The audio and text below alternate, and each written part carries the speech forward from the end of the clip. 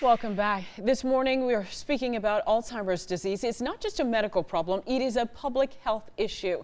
Joining me now is Elizabeth Head with the Georgia Department of Public Health. Elizabeth, thank you for being with us. My pleasure. So tell us a little bit about a new campaign that you are rolling out very soon. What does this entail? Sure. So Georgia Department of Public Health is calling this our Think About It campaign.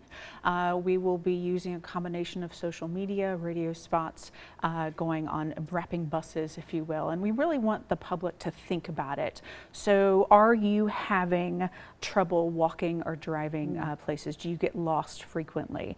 Do you have problems with numbers? Anything from being able to pay the bills or even think of the numbers that you need to execute your daily life?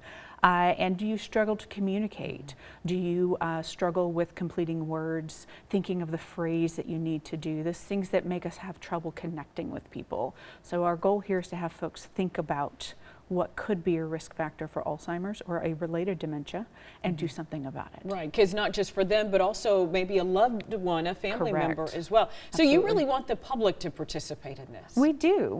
You know, there are a lot of things that we can do as individuals to stay strong. Some of that is really advocating for ourselves, asking for a memory screen if you're having some of these issues. Certainly when you are 65 or older, or whenever it is that you're on Medicare, it's part of your annual wellness visit. But if you're younger and you're noticing some of these potential symptoms, it could be stress, it could be something else. We'd like you to get a memory screen. We want you to stay healthy and active, good food, good exercise, really look to learn new things and stay socially engaged with family and friends. Yeah, we talked earlier about the alarming number of diagnoses and the increase that has resulted from that. Why are deaths, when we talk about this, why are they increasing? Well, when we talk about other major diseases, those are going down. Sure. It seems like we've been able to prevent them in some ways, but why the difference for Alzheimer's? Sure. So while we know for a fact that there's no known, we don't have a good idea of exactly the cause of Alzheimer's disease or any related dementia. Remember, Alzheimer's is a type of dementia, and there are a lot of different types of dementias. So what we've done a really great job of over the years is learning to manage other chronic diseases. So those diseases are better managed.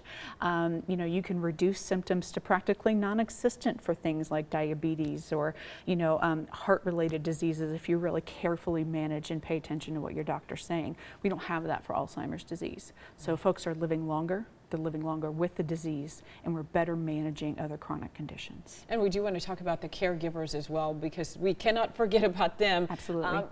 You say there's really a concern about burden of care, and that concern is growing, isn't it? It is. We have more people being diagnosed with Alzheimer's, living longer with the disease, and that increases the burden on our caregivers.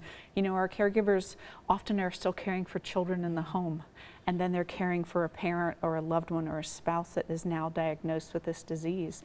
And because it progresses so differently for everyone, and because we are living with it longer, we wind up caring for them a lot longer. So that burden on caregivers, and they're largely unpaid caregivers, really becomes a challenge for the public. Yeah, and I was speaking with Dan earlier just about, you know, the need to feel like you can do it yourself, and that becomes very overwhelming. It is overwhelming, and we tend to neglect our own needs. And, you know, that's something I would really challenge folks, is to make sure that you're taking care of yourself as you're trying to take care of others. And there really is such a great number of resources. Our Alzheimer's Association partners, our area agencies on aging throughout the state, and now, of course, Department of Public Health coming in and working to help make this not only more recognized, but think about the things that we can do to help. Yeah, there is help out there. We look forward to seeing more on the campaign on the sides of buses, right? Yes. Elizabeth Head with the Georgia Department of Health, thank you for joining us. We appreciate it. Thank you. And if you would like more information that we just talked about, you can get it on the website, gahealthybrain.org. Stay with us. We're going to change gears here if you're looking for some of the best places around town for ice cream. Yeah, we're talking about summer. Our foodie has the scoop for us when we come back.